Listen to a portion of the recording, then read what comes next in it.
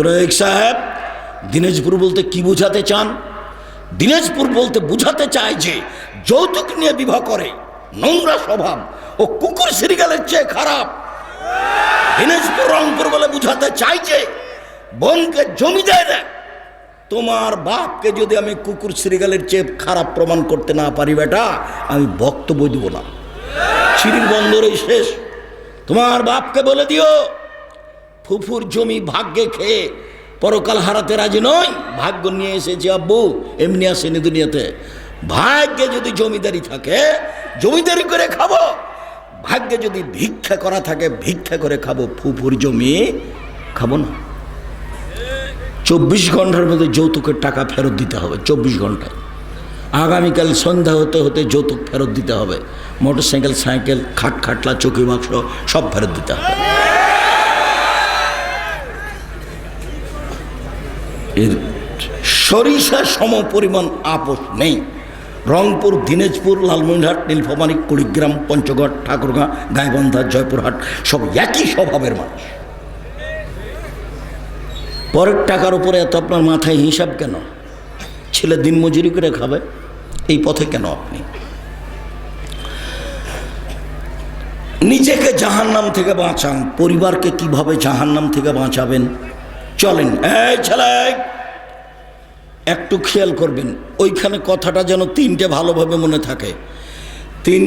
তিনটে পাপের কারণে বিপদ তিনটা নেমে আসবে। 1, নেশাদার দ্রব্য পান করবে। 2, মেয়েরা যখন নাচবে। 3, যখন বাদ্যযন্ত্র প্রকাশ পাবে। সব দোকানে বাজনা বাজে, সব বাড়িতে বাজনা বাজে, সব মোবাইলে বাজনা বাজে। তাহলে তিনটেই পাপ চলমান পৃথিবীতে, বাংলাদেশে, দিনাজপুরে। এখন বিপদ আসছে, ঘনিয়ে আসবেই। খুব সাবধান থাকতে হবে। কই আমাদের তো বাজনা ছাড়া চলে, বাজনা তো আমরা সহ্যই করতে পারি না।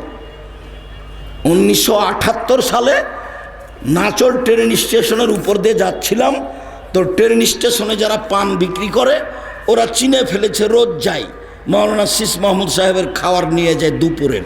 তো একটা আমাকে পান দিয়েছে, তো পানটা আমি মুখে দিয়েছি।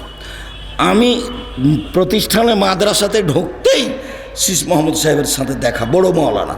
তিনি বলছেন যে ওহো, আমি তো মনে করছিলাম তুই পড়াশোনা করে বড় আলেম হবি রে, তুই পান খাচ্ছিস, পান খেয়েই বেড়াস।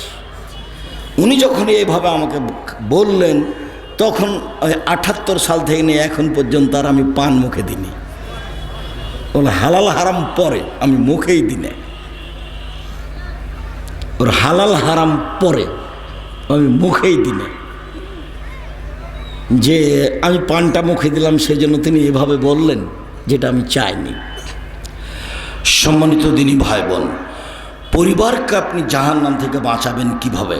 মান কানাত লাহু ওয়ালিদা, কারো যদি একটা কাজের মেয়ে থাকে, সে কাজের মেয়েকে যদি শিখিয়ে দেয়, সুন্দর বিদ্যা শিখিয়ে দেয়, কাজের মেয়েকে যদি শিষ্টাচার শিখিয়ে দেয়, সুন্দর শিষ্টাচার শিখিয়ে দেয়, তাহলে ও ডবল নেকি পাবে। মানে পরিবারকে জাহান্নাম থেকে বাঁচাতে হলে শিক্ষা দিতে হবে। বিদ্যা, শিষ্টাচার, বিদ্যা, শিষ্টাচার, বিদ্যা, শিষ্টাচার, মূলত এই দুটা জিনিস। ওই হাদিসে এটা খুব ভালোভাবে প্রমাণিত হবে, জাবেরের হাদিসে, যেটা আপনার মনে আছে, বললে আরো ভালোভাবে মনে হয়ে যাবে। জাবের রাদিয়াল্লাহু তাআলা আনহু বলেন, আমরা আল্লাহ রাসূলের সাথে যুদ্ধ করে বাহির থেকে আসছি, এখন মদিনায় ঢুকবো। তা আল্লাহ নবী বলেন, এই শোনো, সবাই এখানে বসো, রাতে আমরা বাড়িতে, সকালে আমরা বাড়িতে যাব। তা আমি জাবের বললাম, আল্লাহর নবী, আমি নতুন বিবাহ করেছি, আমাকে বাড়ি যেতে অনুমতি দেন।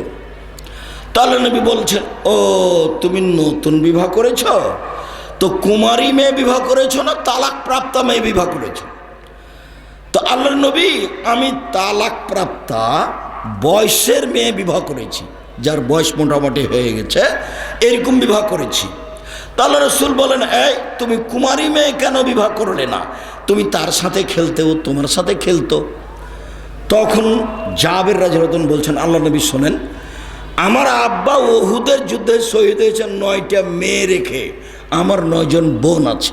আল্লাহ নবী, আমার আব্বা উহুদের যুদ্ধে শহীদ হয়েছেন 9টা মেয়ে রেখে, 9টা আমার বোন আছে। আক্রাহ আন আতাজাওয়াজা মিসলাহুন্না, আমি তাদের সমবয়সের ছোট মেয়েকে, আমি আমার বোনদের সমবয়সের ছোট মেয়েকে, বুদ্ধি কম এরকম মেয়েকে বিবাহ করতে চাইনি 4টা কারণে। এক, লিতুআল্লিমাহুন্না, আমার স্ত্রী যাতে করে আমার বোনদেরকে বিদ্যা শিখাতে পারে। 2, লিতুআদ্দিবাহুন্না, আমার স্ত্রী যেন আমার বোনদেরকে শিষ্টাচার শিখাতে পারে। 3, লিতুরাজ্জিলাহুন্না, আমার স্ত্রী যেন আমার বোনদের মাথা চুল চিরিনি করে পরিপাটি করে রাখতে পারে। 4, লিতাকুমা আলাইহিন্না, আমার স্ত্রী যেন আমার বোনদেরকে পাহারা দিতে পারে। উপস্থিত বৈঠকের দিনই মুসলিম ভাই বোন, এই মেয়ে কথা বলছো কেন? মেয়ে মানুষ তুমি কথা বলছো কেন? আপনি আমার দিনী বোন, আপনাকে আমি অনেক ভালোবাসি। এখন কেউ যদি আপনার গায়ের উপর দিয়ে চড়ে চলে যায়, আপনি মুখ খুলবেন না, বুঝছেন? আপনার গায়ের উপর দিয়ে চলে যাক, আপনি মুখ খুলবেন না, মুখখান বন্ধ রাখেন, একবারে চুপচাপ এক খেলে চেয়ে থাকেন। মা হলে 4টে জিনিস লাগে। 1, বাচ্চাকে বিদ্যা শিখাতে জানতে হবে। 2, বাচ্চাকে শিষ্টাচার শিখাতে হবে। শিষ্টাচার, আল্লাহ নবী বলছেন নবীগণের শিষ্টাচার 10টি। আল্লাহ নবী বলছেন নবীগণের বৈশিষ্ট্য 10টি। আল্লাহ নবী বলছেন নবীগণের খাসলাত স্বভাব 10টি। সব নবীর 10টি স্বভাব ছিল, সব নবীর 10টি বৈশিষ্ট্য ছিল, সব নবীর 10টি শিষ্টাচার ছিল। 1, এফাউল্লোহা, দাড়ি বড় করতে হবে। কেটে ফেলা হারাম, চেঁচে ফেলা হারাম। দাড়ি কেউ যদি চেঁচে ফেলে চোখের পাওয়ার কমে যাবে। দাড়ি কেউ যদি চেঁচে ফেলে তাহলে স্ত্রী মিলনের ক্ষমতা কমে যাবে। কেউ যদি দাড়ি চেঁচে ফেলে তাহলে তার উপরে অভিশাপ হবে। কেন? ওর মুখের দৃশ্যটা এখন মহিলাদের মতো হয়ে গেছে, এই জন্য অভিশাপ। তাহলে নবীগণের বৈশিষ্ট্য কি ছিল? দাড়ি ছেড়ে দাও, ছোট করাও হারাম, চেঁচে ফেলাও হারাম। আর চেঁচে ফেললে মহিলাদের সাদৃশ্য, এখন অভিশাপ হবে। হাদিস বুখারী মুসলিম। 2,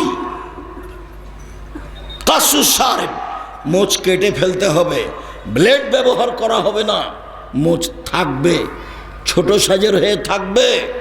মোচে ব্লেড ব্যবহার করা নিষেধ, কেঁচি দিয়ে কেটে ফেলতে হবে, পুরুষের পরিচয়। 3, কাসুল আজফারে, নখ কেটে ফেলতে হবে। এই মেয়ে, তোমার নখ বড় আছে নাকি? তোমার মা দেখে না? ওটা তোমার সৎ মা নাকি? তুমি যাকে মা বলছো সৎ মা নাকি? দেখো তো তুমি ভালো করে বিবেচনা করে, তোমার সৎ মা নাকি জিজ্ঞাসা করো তো তোমার মাকে। তোমার নখ বড় কেন? নখ বড় কেন? আল্লাহর নবী বলছেন নবীগণের বৈশিষ্ট্য নখ কেটে ফেলতে হবে। এই ছেলে তোমার নখটা বড় কেন? এটা নবীগণের বৈশিষ্ট্য।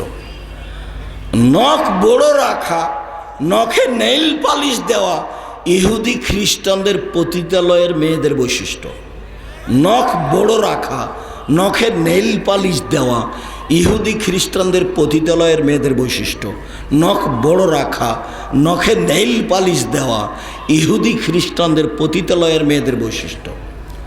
আমাদের মুসলিম মহিলারা নখে মেহেদি দিবে, হাতের নখে তো দিবেই, পায়ের নখেও দিতে হবে, হাতের নখে তো দিতে হবেই, পায়ের নখে দিতে হবে, দিতে বাধ্য, দিতেই হবে।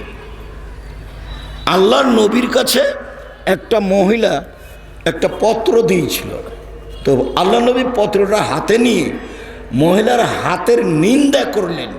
তিনি বললেন, এই হাতটা পুরুষের না এই হাতটা নারীর? যদি নারীর হয় তাহলে মেহেদি নেই।